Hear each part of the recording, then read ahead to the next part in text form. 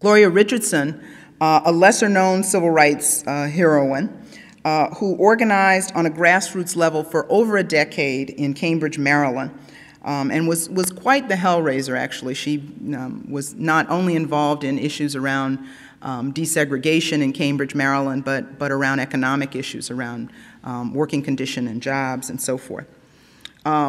Gloria Richardson had a little bit more of a sober view of the victory. She said, "It's exciting and all," speaking to an NPR reporter. "It's exciting and all, but we really have to see what he's going to do for the poor and the oppressed. That will really be the test."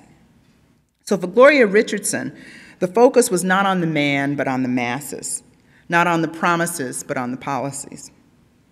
Both of these comments actually remind me of the Guinean revolutionary Amilcar Cabral, who, when many of his followers thought that colonialism was dead and buried, Amilcar Cabral's message to them was, it's a famous quote, "Accept no easy victories." With the emergence of neocolonialism, of course, he was quite right. So yes, Barack Obama's election was a hard-fought victory. It wasn't an easy victory, but we would be naive to think that one political race could overturn and undo centuries of racism in this country. It defies logic, it defies history. So Gloria Richardson's comments also suggest to us that the answer to the question of whether the dream or dreams have been realized really hinges on the question, what dreams are we talking about? Whose dreams are we talking about? If we're talking about Dr. King's dreams, which dreams are those? Are we talking about the sort of mainstream view of Dr. King, sort of frozen on the steps of the Lincoln Memorial, talking about a colorblind society? Or are we talking about King's critique of capitalism and King's critique of war and King's solidarity with labor activists? If we're talking about a larger group of dreamers and doers, we have to factor in someone like Fannie Lou Hamer. What was Fannie Lou Hamer sick and tired of? Not simply the lack of integration, not simply civil rights narrowly defined, but a larger system of oppression which included economic injustice. And as her own political vision evolved, it became a world vision. She traveled with the Student Nonviolent Coordinating Committee to Africa and herself became an outspoken advocate for African independence and empowerment of third world leaders. And for those of you who may not be familiar with Fannie Lou Hamer, she was a sharecropper, grew up in Mississippi, didn't have a lot of formal education, but became one of the very, very eloquent and much revered leaders of the Student Nonviolent Coordinating Committee and later the Mississippi Freedom Democratic Party. So it's Fannie Lou Hamer's dream coming out of her experience in Mississippi that has to be factored in to any way that we measure what racial progress represents. I think it's easy to look to certain kinds of immediate, short-term, quick-fix solutions like banning the N-word, and I'm not a fan of the N-word and I don't use it, and it's not used in my house, even though I do have teenagers in my house. But we have fixated on something like that, where a radio personality gets fired for using the N-word. At the same time, other radio personalities are sort of organizing basically neo-Nazi type rallies to mobilize people against immigrants, against black people, et cetera. So I think that somewhere along the way, things got a little skewed.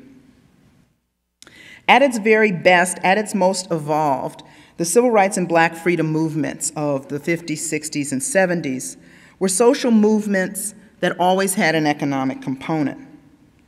And then, as now, race and class were intimately tied, intimately, inextricably implicated with one another. It's what black feminists mean when we talk about intersectionality. Kim Crenshaw, who has written quite eloquently about this, is a person who's been one of the pioneers of critical race theory, is not just talking about individual identity when she talks about intersectionality. She's also talking about the interrelationship between different systems of oppression. Movement leaders and grassroots organizers have talked about these intimate connections from the 30s really through today. Jacqueline Dowd Hall is a historian in North Carolina who talks about the long civil rights movement. But it's also important that we talk about the wide civil rights movement. By the long civil rights movement, she means that the civil rights movement didn't start with the Montgomery bus boycott in 1955. It had antecedents. There were people working, organizing in communities in the 1940s. There were struggles around working conditions and labor and the Klan in the 1930s, and the list goes on. So the long civil rights movement pulls us beyond the kind of temporal boundaries of the 1960s, 1950s, and challenges us to see those connections. My work on Ella Baker is very much about trying to document that long history. But what I think we also need to do is widen our lens, is to look at the civil rights and black freedom movement of this decade as not just the landmark marches and the most prominent figures in the most well-known organizations, but to really look at folks who were involved in smaller struggles, smaller organizations that don't quite fit neatly into the dominant narrative that we've been given, but were equally important in shaping notions of rights, of freedom, of liberation in that period. And many of the people, I should say parenthetically, many of the people who actually were some of the well-known figures of the early civil rights movement themselves were involved in other struggles that linked that movement to a broader progressive platform. E.D. Nixon, for example, in Montgomery, who was one of the people that really created the conditions for the Montgomery bus boycott and later wasn't involved as much. But E.D. Nixon was a union organizer, was a Pullman porter. Rosa Parks had been involved in various kinds of activities through the NAACP, and Ella Baker, who eventually went down to work with King in the Southern Christian Leadership Conference, had worked around schools, quality education in New York, working with Black and Puerto Rican parents, had worked around police brutality issues in New York. Anyway, all these people brought this larger kind of social justice agenda to bear in the movement. So that's what I mean when I say the wide civil rights movement. I also mean we need to look at the kind of historical actors that historian Primla Nadesan talks about in a book called Welfare Warriors, where she talks about Johnny Tillman, mother in Watts, who became one of the leaders of the welfare rights movement in the 60s and 70s, who very much saw herself as both a part of a women's movement, a feminist movement, but also a black movement and a civil rights movement.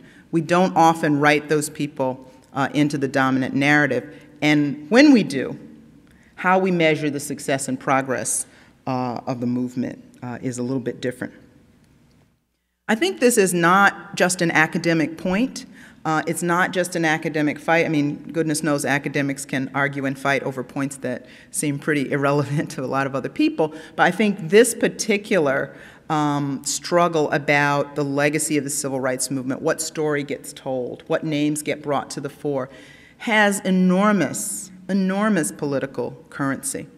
And if anyone, had any doubt about that, only a few weeks ago, Glenn Beck, of all people, leading a march in Washington, D.C., on the anniversary of the March on Washington, usurping, hijacking, distorting the legacy of that movement for some purposes that are very, very much at odds with certainly what Dr. King and most of the people who participated in that struggle had hoped and dreamed and fought and some died for. And being able to do that gives a kind of legitimacy and a kind of cover to what I think is actually a very disturbing conservative political trend and backlash in the wake of the 2008 election. Another example is, I just wrote a response to this article my response was in These Times, but the article was in Forbes magazine. I don't know how many of you read Forbes magazine. I don't actually make a habit of it, but Dinesh D'Souza, who has been a real conservative advocate for many, many years. When I was active in the anti-apartheid movement several decades ago, he was an outspoken opponent of the anti-apartheid movement, outspoken opponent of affirmative action, pretty much every demand for racial justice and racial progress over the last 30 years or so. Anyway, he had a pretty amazing article that was the lead story in Forbes magazine a couple of weeks ago. It was called, What is the Root of Obama's Rage? And basically, it was an indictment of the anti-colonial movement. It was a really vicious critique of African intellectuals and political actors. He linked Obama to his father, even though, of course, they didn't have a very substantive relationship in life, and Obama didn't spend much time with his father. But D'Souza conjures up these really antiquated notions of African backwardness and licentiousness, and projects that first onto Obama Sr. and then onto the president. And I think it's really a part of situating a historical discussion of race and the evolution of race politics in a way that, again, is very disturbing.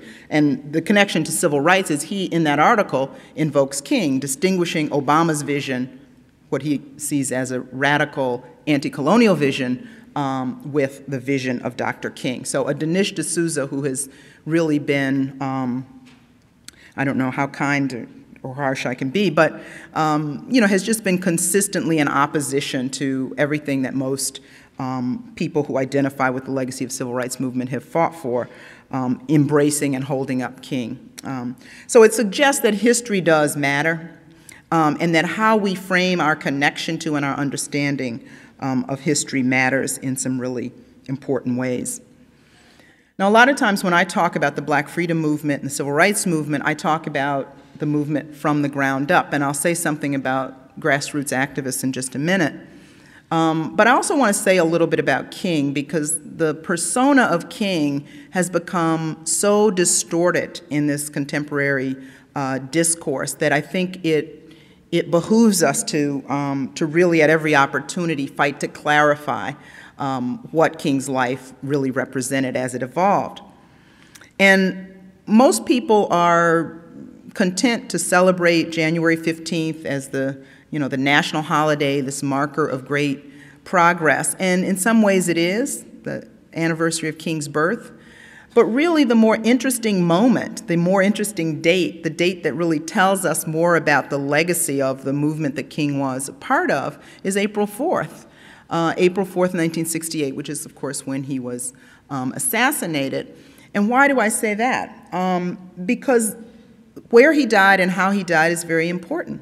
He died working alongside sanitation workers. He wasn't, he wasn't among the elite. He wasn't among academics or, dignitaries. He had located himself with people who, were some of the lowest paid and least respected workers in Memphis. People who worked under very harsh conditions, dangerous conditions, didn't get very much money, went through the alleys picking up other people's garbage. He thought that fight was a human rights fight. It was an important fight. It was both a racial justice fight, but it was also an economic fight. And so as King's own thinking evolved, and many people much more immersed in King history than I am, have written eloquently about this and unfortunately not reached as wide an audience as we might hope, because I think the King holiday in Black History Month continues to reinscribe a particular narrow and more mainstream version of King. But King was also critical of the war in Vietnam, as most of you probably know, and lost a lot of supporters as a result. So here we are, still partly in Iraq and increasingly in Afghanistan, and supporting other unjust wars around the world, including, and this is often controversial, but I think it needs to be said, including our country's continued support of the Israeli occupation of the Palestinian territories, which doesn't get talked about nearly enough in progressive circles, but certainly is something that those of us who identify with King's anti-war tradition would be compelled to speak out about.